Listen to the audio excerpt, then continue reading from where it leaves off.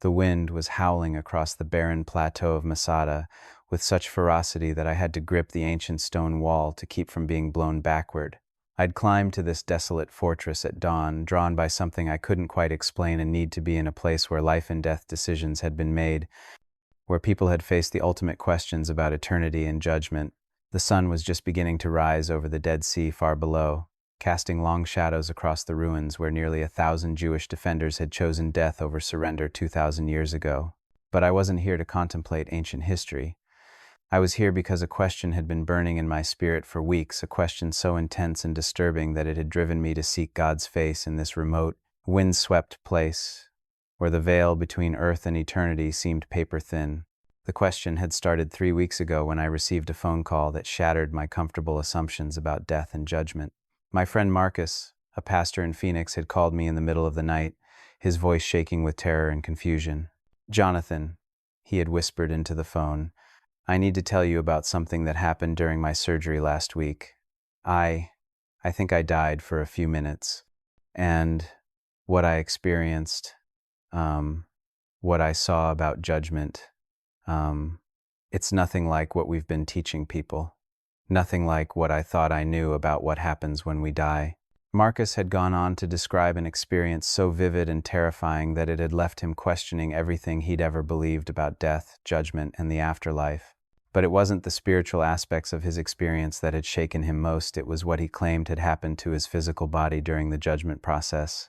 "Jonathan," he had said, his voice barely audible, "our bodies, during judgment, they don't just disappear or become irrelevant. Something happens to them that I never understood, never imagined. Something that makes the judgment process more intense, more real, more shocking than anything we've ever taught. I need you to ask God about this. I need to know if what I experienced was real, because if it was, we've been preparing people for something completely different from what actually happens." Since that phone call, I hadn't been able to get Marcus's words out of my mind. What did happen to our physical bodies during judgment? Every sermon I'd ever heard, every book I'd ever read, every theological discussion I'd ever participated in had focused on the spiritual aspects of judgment, the soul standing before God, the books being opened, the eternal destinations being determined. But what about our bodies? What role did they play in the judgment process? The wind gusted again, nearly knocking me off balance, and I moved away from the edge of the plateau to find shelter behind one of the ancient walls. The silence up here was profound, broken only by the whistling of wind through the ruins, and I could feel the weight of eternity pressing down on this place where so many had faced their final moments. I pulled out my journal and found a protected spot where I could write, my hands already trembling with anticipation of what God might reveal. The question that had driven me to this desolate place was unlike any I'd ever asked before, not about salvation or sanctification or spiritual growth, but about the physical reality of standing before the judgment seat of God. "Father," I said aloud, my voice carried away by the wind, "I need to understand something that's been burning in my spirit." Marcus described an experience during his near-death encounter that has shaken everything I thought I knew about judgment. He said something happens to our physical bodies during the judgment process, something we've never been taught, something that makes judgment more intense and real than we've ever imagined.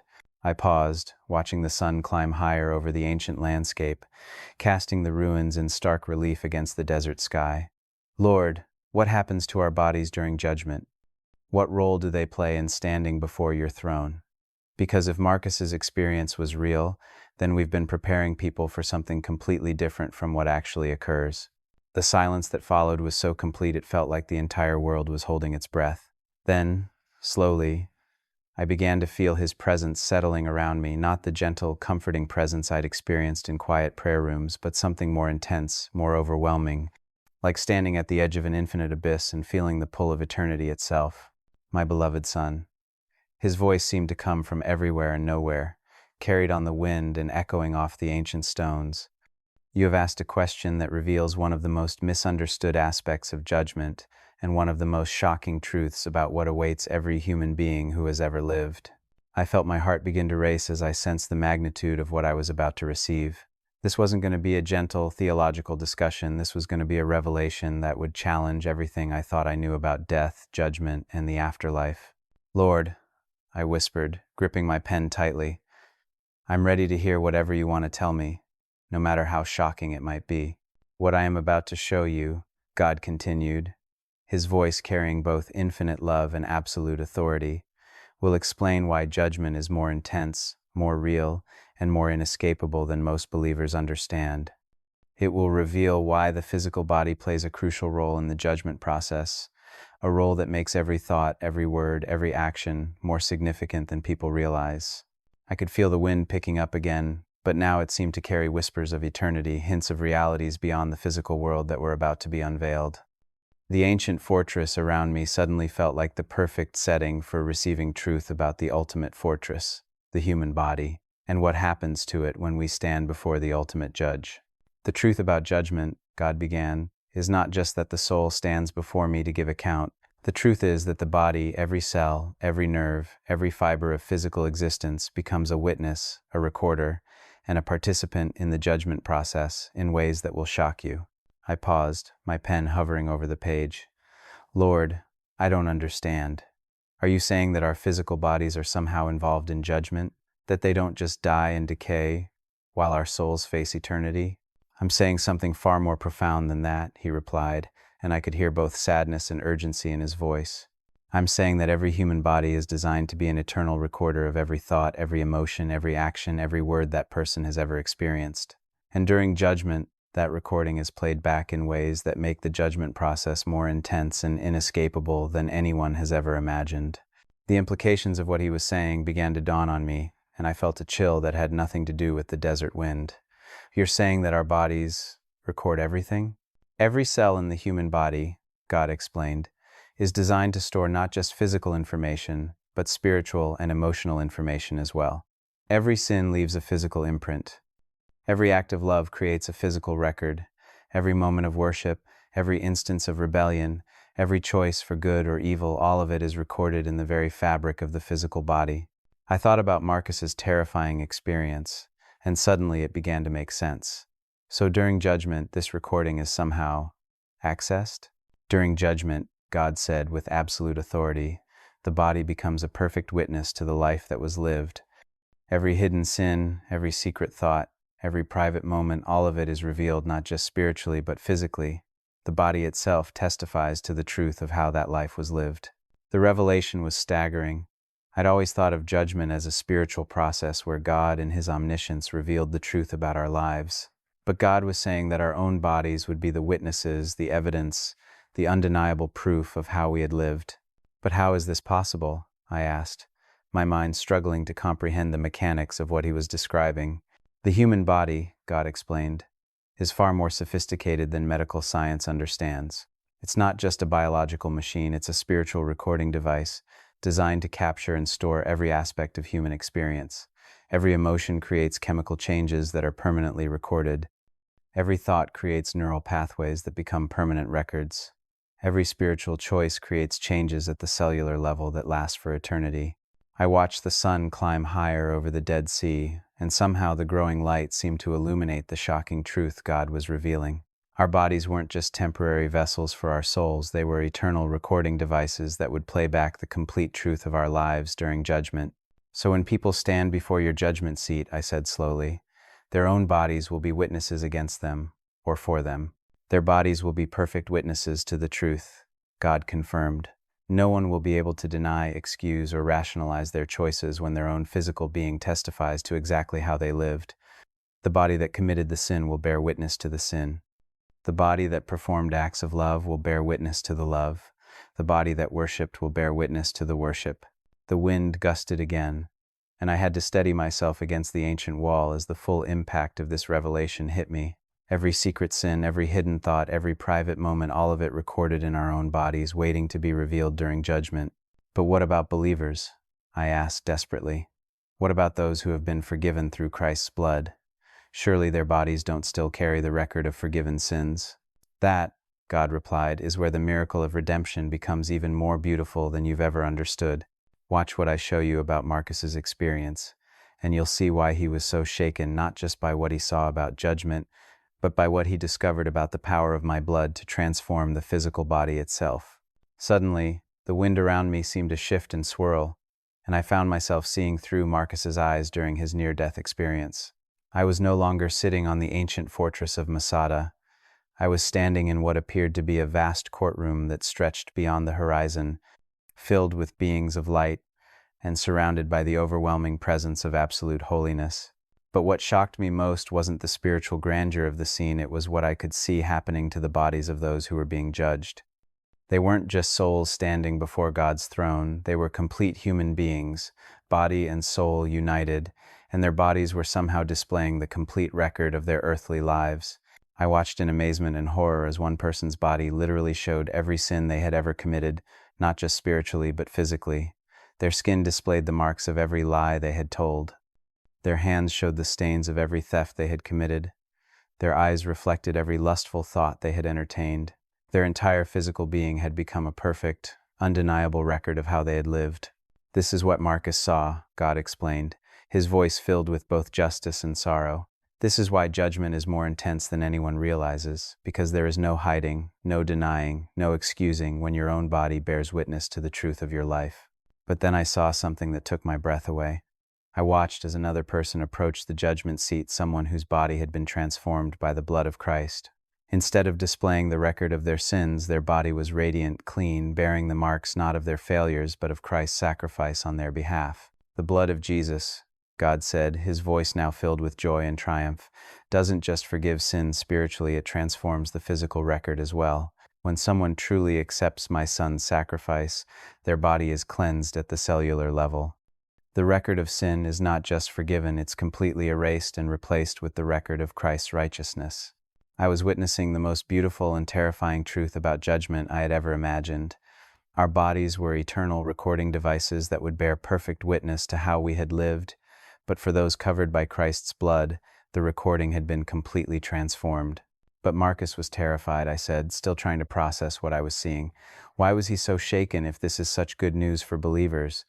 "Because," God replied sadly, Marcus realized that most believers have no idea how their daily choices are being recorded in their physical bodies.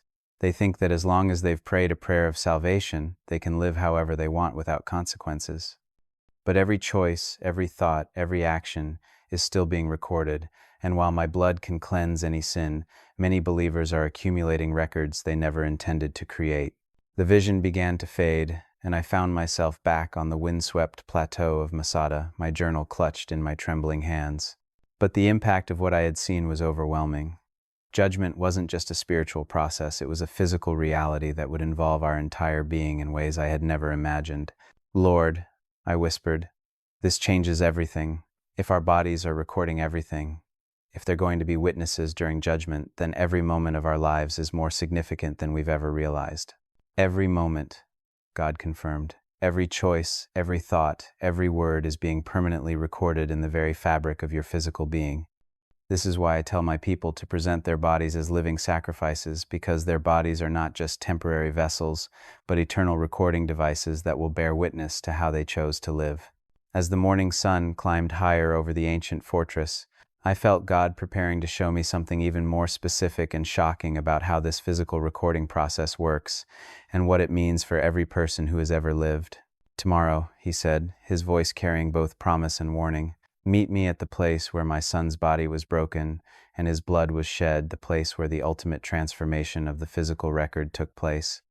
There I will show you exactly how the body records sin and righteousness, and why this truth will revolutionize how believers think about their daily choices." I looked out over the Dead Sea far below, its still waters reflecting the morning light like a mirror, and realized that I was about to discover truths about judgment that would change everything I thought I knew about life, death, and eternity. The question about what happens to our bodies during judgment was beginning to be answered, but the answer was more shocking than I had ever imagined. Our bodies weren't just temporary, they were eternal witnesses that would testify to the truth of how we had lived. And tomorrow, I would learn exactly how that recording process worked. The rocky outcropping known as Golgotha rose from the earth like a skull-shaped monument to humanity's greatest tragedy and greatest triumph. I'd arrived at the traditional site of Christ's crucifixion before dawn, drawn by God's promise to meet me at the place where the ultimate transformation of the physical record had taken place. The air was still and heavy with the weight of history, and as I climbed the rough stone path to the summit, I could almost feel the echoes of that terrible and beautiful day. when Jesus had shed his blood to transform the eternal recording that every human body carries.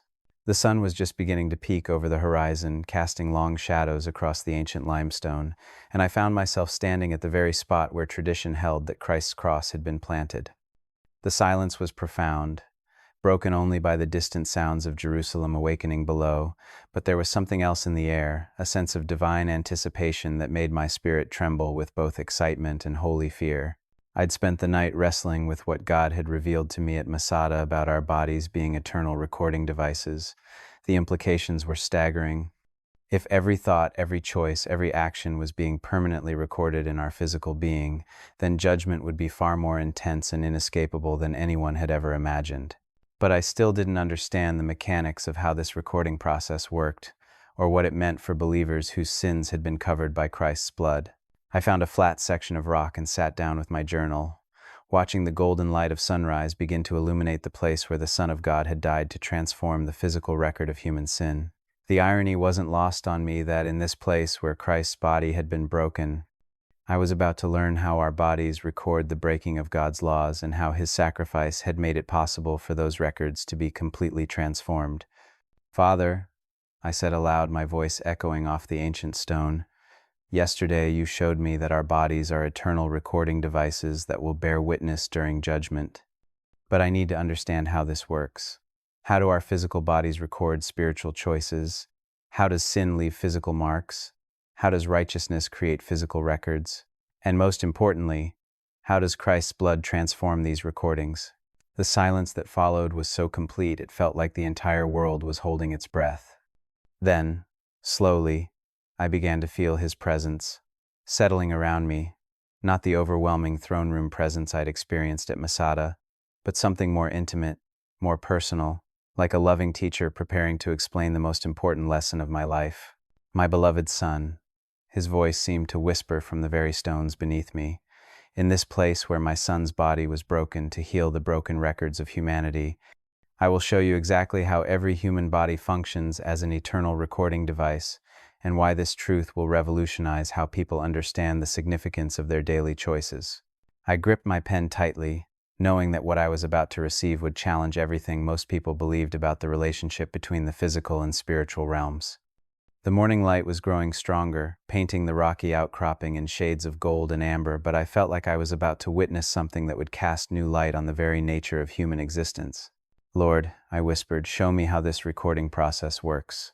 Show me the mechanics, the details, the specific ways that our bodies capture and store spiritual information." "Watch," he said, and suddenly the air around me began to shimmer and change, as if I was seeing through a window into the very fabric of human existence. The first vision that materialized before me was of a man in his office, probably in his 40s, sitting at his computer. But as I watched, I began to see something that shocked me. I could see the spiritual dimension of what was happening to his physical body as he made various choices throughout his day. When he chose to look at inappropriate content on his computer, I watched in amazement as actual physical changes occurred in his brain. Neural pathways were being carved deeper, chemical balances were being altered, and somehow, in ways that defied my understanding of biology, a permanent record was being etched into the very cells of his body. "Every sin," God explained, his voice carrying both sadness and authority, creates actual physical changes in the human body. When someone chooses to lie, specific neural pathways are strengthened, and chemical markers are deposited in their brain tissue. When someone chooses to steal, the stress hormones released create permanent changes in their cardiovascular system. When someone chooses lust, the dopamine pathways are altered in ways that leave lasting physical evidence. I watched in fascination and horror as the man's body literally recorded every sinful choice he made. It wasn't just that God was observing his choices, his own body was creating a permanent, physical record that would serve as evidence during judgment. "But how is this possible?" I asked, my mind struggling to comprehend the intersection of the physical and spiritual realms. "The human body," God explained, "was designed to be far more than a biological machine. Every cell contains not just DNA, but what you might call spiritual DNA information that records the moral and spiritual choices made by that person.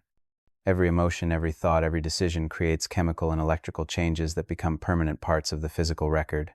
The vision shifted to show me the same man later that evening, but now I watched as he chose to help his elderly neighbor with groceries. Again, I could see actual physical changes occurring in his body, different neural pathways being strengthened, different chemicals being released, different markers being deposited in his cells. Every act of righteousness, God continued, also creates physical changes. When someone chooses love over selfishness, specific areas of their brain are strengthened and healing chemicals are released throughout their body. When someone chooses forgiveness over bitterness, their immune system is enhanced and stress markers are reduced. When someone chooses worship over rebellion, their entire nervous system is flooded with chemicals that promote health and healing. I was witnessing something that revolutionized my understanding of the relationship between spiritual choices and physical reality. Our bodies weren't just affected by our spiritual choices, they were actively recording them, creating permanent evidence that would be revealed during judgment. So during judgment, I said slowly, people's own bodies will testify to exactly how they lived. Their bodies will be perfect witnesses, God confirmed. Every lie will have left its mark in their neural pathways. Every act of kindness will have created healing changes in their cellular structure. Every moment of worship will have produced chemical signatures that last for eternity. Every instance of rebellion will have created stress markers that cannot be hidden or denied. The vision expanded to show me thousands of people, all at different stages of life, and I could see the recording process happening in every single body. Children making their first moral choices, and watching as those choices began to create the physical records they would carry forever. Teenagers whose bodies were recording every decision about purity, honesty, and integrity. Adults whose decades of choices had created complex physical records that told the complete story of how they had lived. But what about believers? I asked desperately. What happens to these physical records when someone accepts Christ's sacrifice? Watch, God said, and the vision shifted to show me something that took my breath away. I saw a woman kneeling in her bedroom, tears streaming down her face as she cried out to God for forgiveness and salvation. But as I watched, I could see something miraculous happening to her physical body. The moment she truly accepted Christ's sacrifice, a wave of transformation began sweeping through her entire being. The neural pathways that had been carved by years of sinful choices were being rewired. The chemical markers that had been deposited by decades of wrong decisions were being cleansed and replaced. The stress damage that had been caused by rebellion against God was being healed and restored. Her entire physical being was being transformed at the cellular level. The blood of Jesus, God explained, his voice now filled with joy and triumph, doesn't just provide spiritual forgiveness, it provides physical transformation. When someone truly accepts my son's sacrifice, their body undergoes a miraculous cleansing that removes the physical evidence of sin and replaces it with the physical evidence of Christ's righteousness. I watched in amazement as the woman's body was literally being rewritten. The record of her sins wasn't just being forgiven, it was being completely erased and replaced with the record of Christ's perfect life. So, when believers stand before your judgment seat, I said, tears beginning to stream down my face, their bodies won't testify to their sins, they'll testify to Christ's righteousness. For those who have truly been washed in my son's blood, God confirmed, their bodies will bear witness not to their failures but to his perfection. The physical record of sin will have been completely replaced with the physical record of his righteousness. Their neural pathways will reflect his thoughts. Their cellular structure will reflect his purity. Their entire physical being will testify to his perfect life lived on their behalf. But then, the vision showed me something that made my heart break. I saw other people who claimed to be believers but whose bodies were still recording sin after sin, choice after choice that was creating physical evidence of rebellion against God. But what about believers who continue to sin? I asked, though I dreaded the answer. The blood of Jesus, God replied sadly, is powerful enough to cleanse any sin, but it only cleanses the sins that are confessed and repented of. Many who call themselves believers continue to accumulate physical records of sin because they have never truly repented, never truly surrendered, never truly allowed my son's blood to transform their lives. I watched as these nominal believers went through religious motions while their bodies continued to record evidence of selfishness, pride, lust, anger, and rebellion. They thought they were safe because they had prayed a prayer or joined a church, but their physical beings were creating records that would shock them during judgment. So it's not enough to just claim to be a believer? I asked. Salvation is not a one-time prayer, God explained with absolute authority. Salvation is an ongoing relationship that transforms every aspect of a person's being, including their physical body. Those who are truly saved will see their bodies gradually transformed as they grow in holiness. Those who are merely religious will continue to accumulate physical records of sin, despite their claims of faith. The vision shifted to show me the judgment process itself, and what I saw was both beautiful and terrifying. I watched as people approached God's throne, their bodies serving as perfect witnesses to how they had lived. For some, their bodies testified to lives of selfishness, rebellion, and sin. Every cell bore witness to choices that had rejected God's love and violated His laws. The physical evidence was overwhelming and undeniable. They had lived for themselves rather than for God, and their own bodies proved it beyond any shadow of doubt. For others, their bodies testified to lives that had been transformed by Christ's blood. Every cell bore witness to the miraculous cleansing that had taken place when they surrendered their lives to Jesus. The physical evidence showed not their own righteousness, but Christ's righteousness that had been imprinted on their very being. "This is why judgment is so intense," God explained. "There is no arguing with the evidence, no denying the truth, no making excuses when your own body bears perfect witness to how you chose to live. The physical record is complete, accurate, and undeniable." But then, I saw something that made me gasp with shock. I watched as some people who had lived seemingly good lives discovered that their bodies bore witness to hearts that had never truly surrendered to God. Their good works had created some positive physical markers, but the deeper cellular structure revealed hearts that had been focused on self rather than on their Creator. Good works without genuine faith, God said sadly, create incomplete records. The surface may look righteous, but the deeper cellular structure reveals the true motivation of the heart. Only those who have been genuinely transformed by my Son's blood will have bodies that bear witness to true righteousness.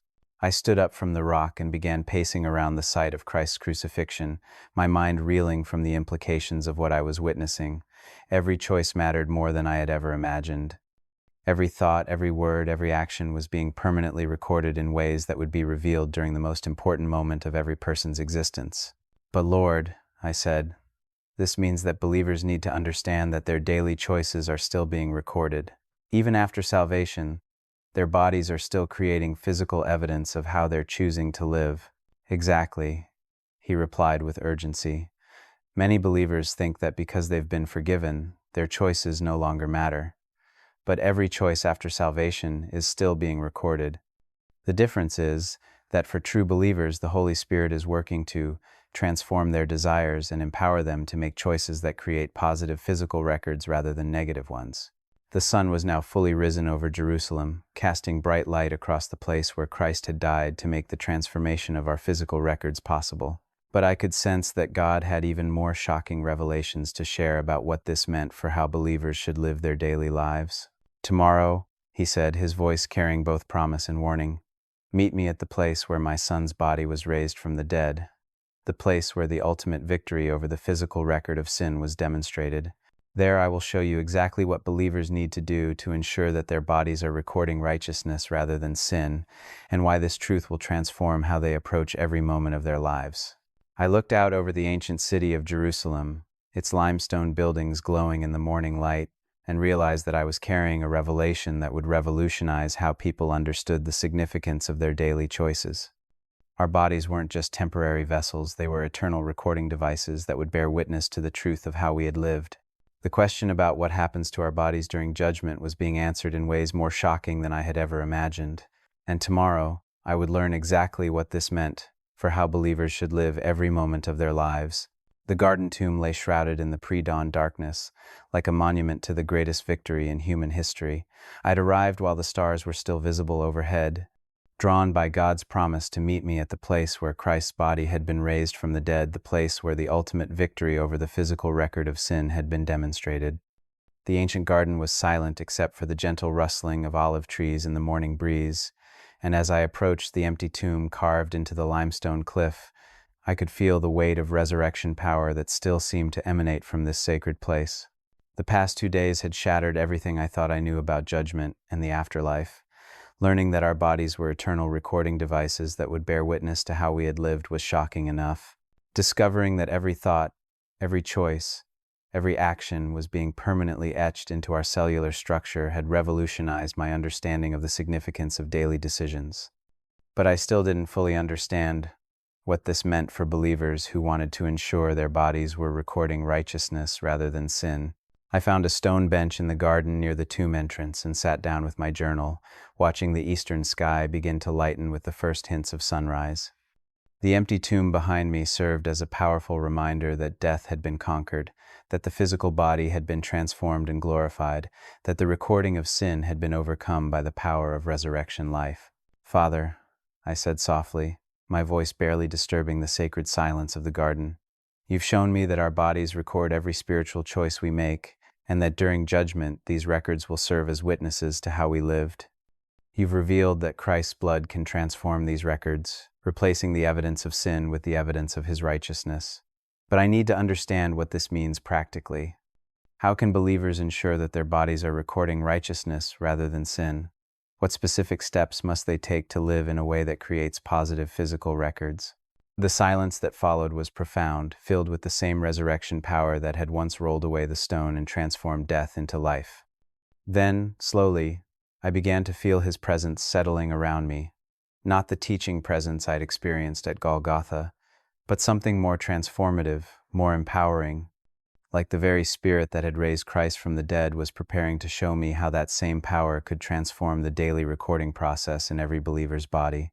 "My beloved son," his voice seemed to whisper from the empty tomb itself, in this place where my son's body was transformed from death to eternal life, "I will show you how every believer's body can be transformed from recording sin to recording righteousness, and why this transformation requires a level of intentionality and surrender that most Christians have never understood."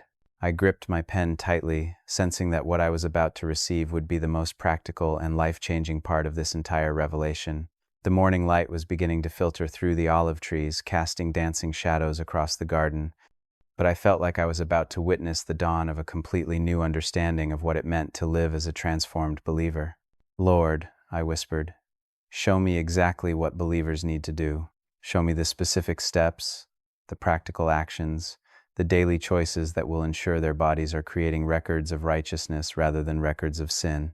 The transformation of the physical record, God began, his voice carrying both authority and infinite love, requires believers to understand that every moment of their lives is a choice between allowing their bodies to record sin or righteousness. Most Christians live unconsciously, unaware that their physical being is constantly creating eternal evidence of their spiritual condition. But those who understand this truth can live intentionally, making choices that ensure their bodies bear witness to Christ's life within them. The vision that began to unfold before me was unlike anything I'd seen in the previous 2 days. Instead of showing me the judgment process or the mechanics of how bodies record spiritual choices, God was now showing me believers who had learned to live with conscious awareness of their body's recording function, and the transformation in their daily lives was absolutely stunning. The first person I saw was a woman in her kitchen, preparing breakfast for her family. But what amazed me was the level of intentionality with which she approached even this simple task. Before she began cooking, she paused and consciously surrendered her body to God, asking him to use every movement, every word, every thought to create records of his love and righteousness. As I watched, I could see the recording process happening in real time. When she chose to respond to her children's demands with patience instead of irritation, positive chemical changes flooded her nervous system and healing markers were deposited in her cells. When she chose to serve her family with joy instead of resentment, her brain released chemicals that strengthened neural pathways associated with love and selflessness. When she chose to speak words of encouragement instead of criticism, her entire cardiovascular system was flooded with compounds that promoted health and healing. Step 1. God explained, believers must learn to live with conscious awareness that their bodies are recording every choice. They must begin each day by surrendering their physical being to me, asking me to help them make choices that create records of righteousness rather than records of sin. I watched as the woman's morning routine became a series of conscious choices to allow her body to record Christ's character. Every interaction with her family, every response to stress, every thought she entertained was filtered through the awareness that her physical being was creating eternal evidence of her spiritual condition. But how does someone develop this level of awareness? I asked, amazed by the intentionality I was witnessing. The same way someone develops any skill, God replied. Through practice, discipline, and constant dependence on the Holy Spirit. Watch what happens when believers begin to understand the significance of their body's recording function. The vision expanded to show me dozens of believers who had learned to live with this conscious awareness, and the transformation in their daily lives was remarkable. I saw a businessman who paused before every meeting to surrender his words and actions to God, ensuring that his body would record integrity rather than deception. I saw a mother who consciously chose forgiveness over bitterness when her children disobeyed, allowing her body to record healing rather than toxicity. I saw a teenager who deliberately chose purity over lust, enabling his body to record holiness rather than corruption. Step 2, God continued. Believers must learn to pause before making choices and ask themselves, will this choice cause my body to record righteousness or sin? This simple question, asked consistently throughout the day, will transform how they approach every decision. I watched as these believers developed the habit of pausing before speaking, before acting, before even thinking, to consider what kind of record their choices would create in their physical being. The result was a level of holiness and intentionality that was breathtaking to witness. But then the vision showed me something that made my heart race with excitement. I saw believers who had learned not just to avoid creating negative records, but to actively pursue choices that would create powerful positive records in their bodies. Step 3, God explained. Believers must move beyond simply avoiding sin to actively pursuing righteousness. They must learn to make choices that flood their bodies with the chemical and spiritual markers of Christ's character. I watched as a man chose to spend his lunch break in worship instead of complaining with his coworkers, and I could see his entire nervous system being flooded with chemicals that created powerful records of devotion and praise.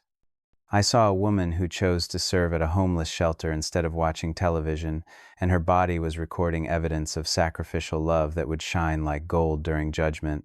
When believers actively pursue righteousness, God continued, their bodies don't just avoid recording sin, they create powerful positive records that bear witness to Christ's life within them.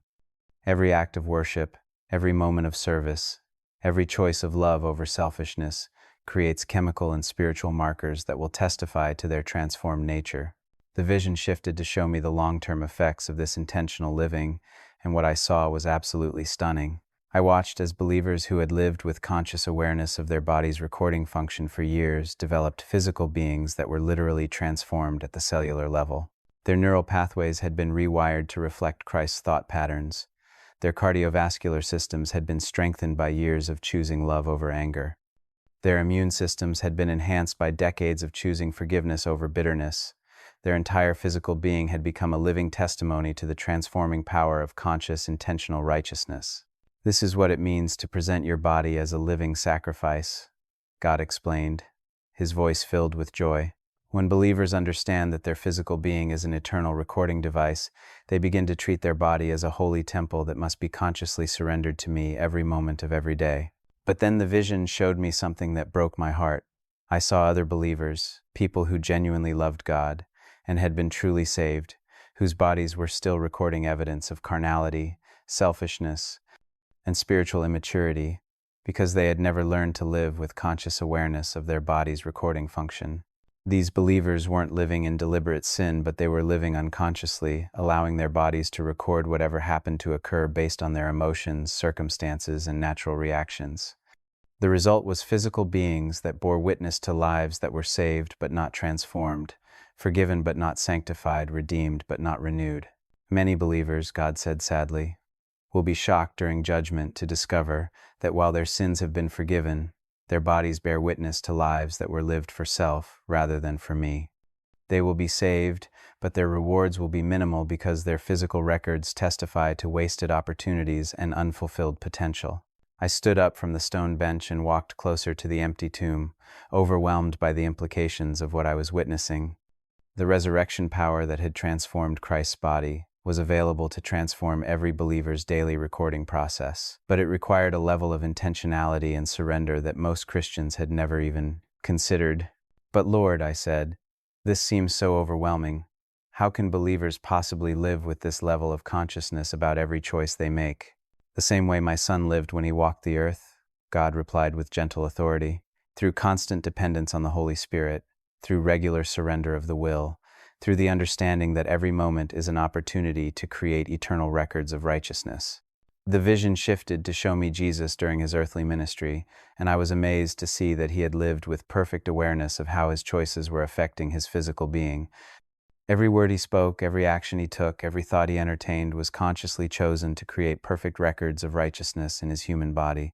"This is why my son's body was the perfect sacrifice," God explained. "Not only was he sinless, but his physical being bore perfect witness to a life lived in complete surrender to my will. Every cell in his body testified to perfect love, perfect obedience, perfect righteousness." "And this is the standard believers are called to pursue?" I asked, both inspired and intimidated by the perfection I was witnessing. "This is the standard believers can pursue," God corrected, "through the power of the same Spirit that raised my son from the dead. They will not achieve perfection in this life, but they can live with the same conscious intentionality that characterized his earthly ministry." The sun was now fully risen over the garden, casting bright light on the empty tomb and illuminating the place where death had been conquered and transformation had been demonstrated. But I could sense that God had one final crucial revelation to share about what this meant for believers who wanted to live with eternal perspective. "The most shocking truth," God said, his voice carrying both urgency and infinite love, "is that most believers have no idea how significant their daily choices really are. They think that because they've been forgiven, their moment-by-moment decisions don't matter for eternity. But every choice they make is creating physical records that will either bring them great joy or great regret during judgment." The vision showed me the judgment process one final time, but now I was seeing it from the perspective of believers who had learned to live with conscious awareness of their body's recording function. When these believers stood before God's throne, their bodies bore witness to lives that had been lived with intentional righteousness, conscious surrender, and deliberate pursuit of holiness. The joy on their faces as their physical beings testified to lives well lived was indescribable. Every sacrifice they had made, every moment of surrender they had chosen, every decision to pursue righteousness over convenience had created records that now brought them overwhelming happiness and eternal rewards. But I also saw believers whose bodies bore witness to lives that had been saved but wasted, forgiven but not transformed, redeemed but not renewed. The regret in their eyes, as they realized how many opportunities they had missed to create positive records, was heartbreaking to witness. "Tell my people," God said with divine urgency, "that their bodies are recording every moment of their lives, and that these records will be revealed during judgment. Tell them that they can choose, moment by moment, whether their physical being will bear witness to lives lived for self or lives lived for me. Tell them that the same resurrection power that transformed my son's body is available to transform their daily recording process, but it requires conscious surrender, intentional choices, and constant dependence on the Holy Spirit. And tell them this," his voice intensified with holy passion, "that every moment is an opportunity to create eternal records of righteousness that will bring them joy for all eternity. Every choice to love instead of hate, every decision to serve instead of being served, every moment of worship instead of worry is creating physical evidence that will testify to my transforming power in their lives." I walked back to the stone bench and sat down, my journal filled with the most revolutionary understanding of Christian living I had ever received. The truth about what happens to our bodies during judgment wasn't just shocking, it was transformative. It changed everything about how believers should approach their daily lives. "Lord," I said through tears, "this revelation will revolutionize how people think about their moment-by-moment choices. When believers understand that their bodies are eternal recording devices, it will transform how they live every single day." "That is my hope," he replied with infinite love, "that my people will stop living unconsciously and start living with the awareness that every choice matters for eternity, that they will stop wasting their lives on temporary pleasures and start investing in eternal records of righteousness." As I prepared to leave the garden tomb, God gave me one final instruction that made my spirit burn with holy urgency. "Tell them that their bodies are not just temporary vessels, they are eternal recording devices that will bear witness to how they chose to live. Tell them that judgment will be more intense and more revealing than they have ever imagined, but that they can choose, starting today, to ensure their bodies bear witness to lives transformed by my love." I walked away from the empty tomb as the morning sun climbed higher over Jerusalem, my heart burning with the most shocking and beautiful truth about judgment I had ever received. Our bodies were recording every moment of our lives, creating eternal evidence that would be revealed when we stood before God's throne. The question was, what kind of records were we choosing to create? The answer would determine not just our eternal destiny, but our eternal joy or regret when the recording was finally played back in the presence of perfect holiness. Every moment mattered. Every choice counted. Every decision was being permanently recorded in ways that would shock us when we finally understood the true significance of how we had chosen to live. The transformation was available to every believer, but it required conscious surrender, intentional choices, and the understanding that our bodies were not just temporary, but eternal witnesses to the reality of our faith.